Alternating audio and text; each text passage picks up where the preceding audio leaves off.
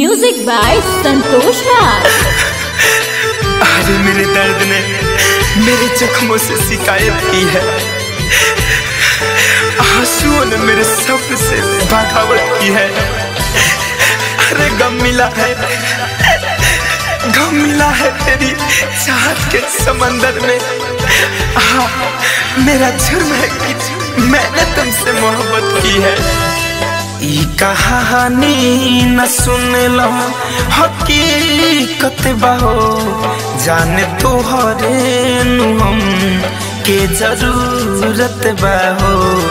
ई कहानी न सुन लो हकीकत बाहो, जाने तोहरे हम के जरूरत बाहो।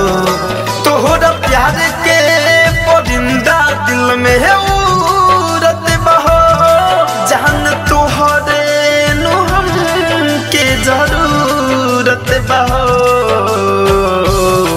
ई कहानी न सुन लो हकीकत बाहो, जान तोहरे हम के जरूरत बाहो। हम दर्द थी तो दर्द क्यों देकर चली मुझे, अरे एहसास इतना सर्द क्यों देकर चली मुझे। अरे गुलशन के सारे फूल अपने आप ले लिए, अरे पत्ते खिजा के दर्द क्यों देकर चली मुझे।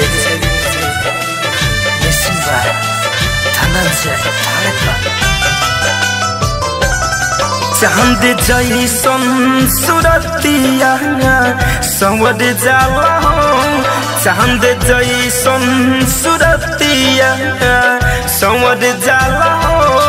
तोहे देखिए के मनवा ई भर जाला हो, कौन पहाड़ी के जैसन ई सूरत बाहो, कौन पहाड़ी के जैसन सूरत बाहो। जान तोहरे हम के जरूरत बाहो।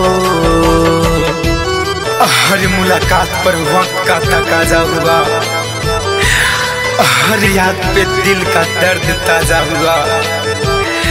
अरे सुने थे सिर्फ हमने गजलों में जुदाई की बातें, अब खुद पे बीती तो हकीकत का अंदाजा हुआ, हकीकत का अंदाजा हुआ।